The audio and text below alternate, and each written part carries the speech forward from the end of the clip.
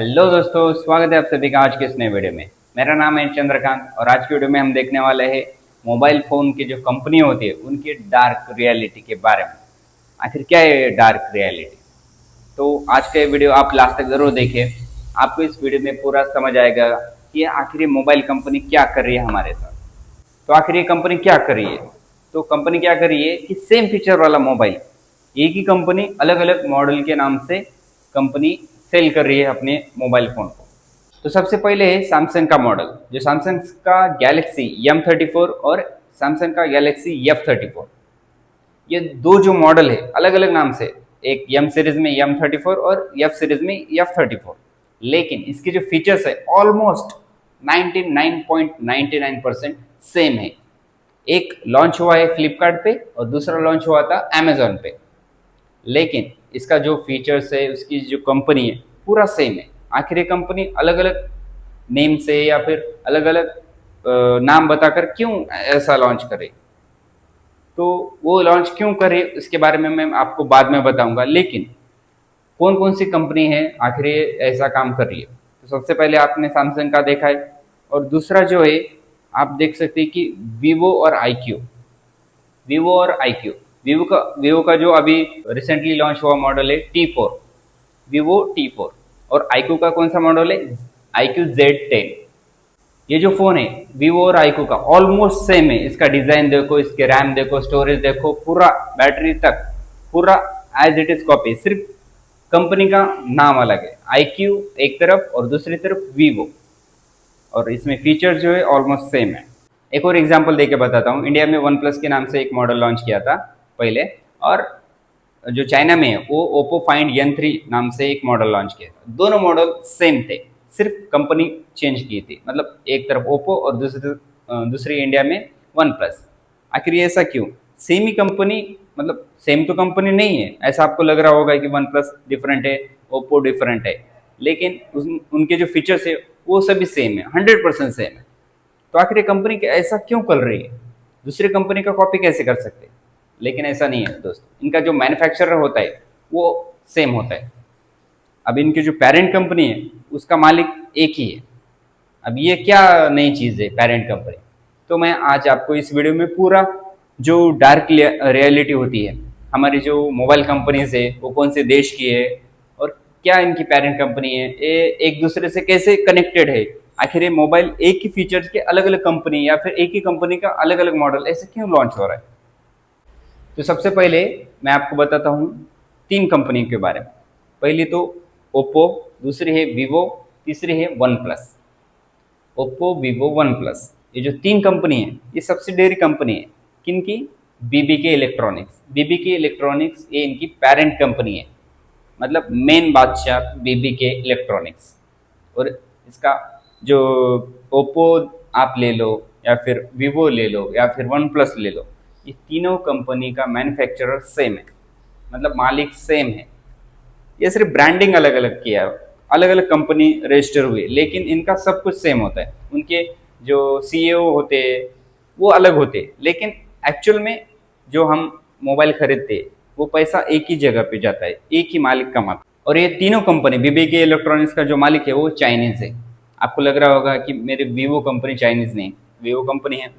One plus जो company है, जो कि लोगों को लगता है कि आईफोन को टक्कर देती है, लेकिन ऐसा नहीं है। आईफोन आईफोन है, लेकिन वन प्लस की जो पेरेंट कंपनी वो है बीबीके इलेक्ट्रॉनिक्स और उसका मालिक है चाइनीज।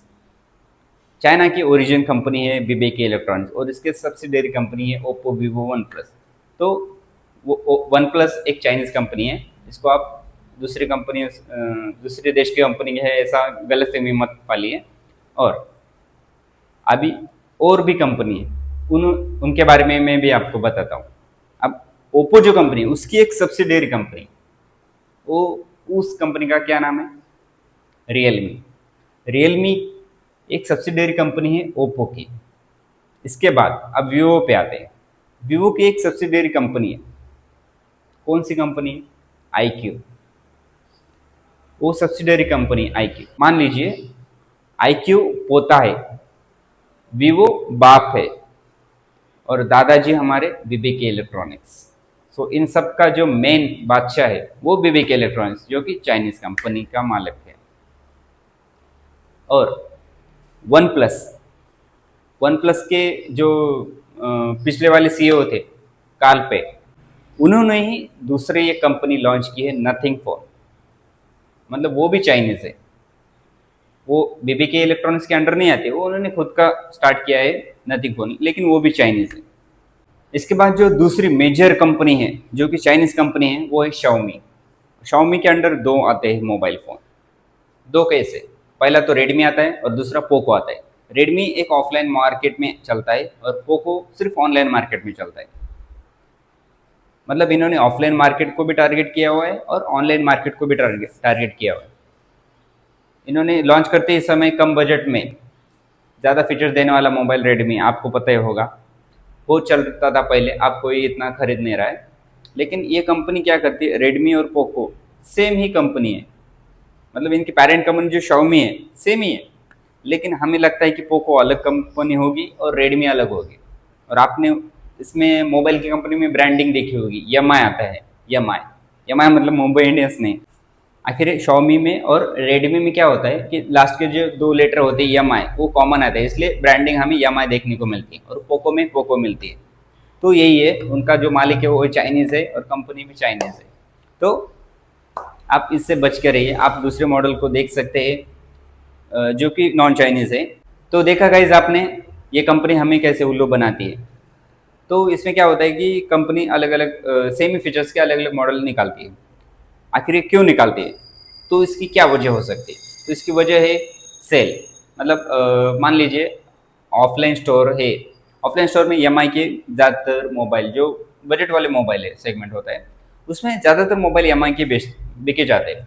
लेकिन ऑनलाइन में भी चाहिए ना, तो ऑनलाइन में इन्होंने अपने फ़ोन को सेल बढ़ाने के लिए उन्होंने क्या किया, पोको नाम से लॉन्च किया। और कुछ कुछ मोबाइल ऐसे होती है कि हमें ह्यूमन की साइकोलॉजी होती है कि हम क्या करते हैं, नया मोबाइल मॉडल लॉन्च हुआ तो वो हमारे पहले मॉडल से बेहतर होगा।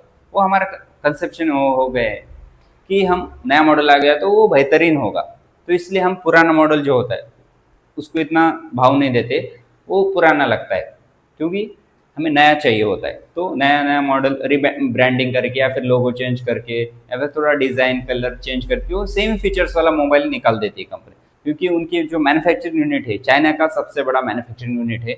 आप गाइस आपको पता ही होगा, यहाँ पे बहुत ज़्यादा मैन्युफैक्चरिंग होते हैं, बल्क में प्रोड्यूस किए जाते हैं, मैन्युफैक्चरिंग किए जाते हैं, कोई भी प्रोडक्ट, मोबाइल हो या उधर कोई भी गैजेट, इलेक्ट्रॉनिक गैजेट।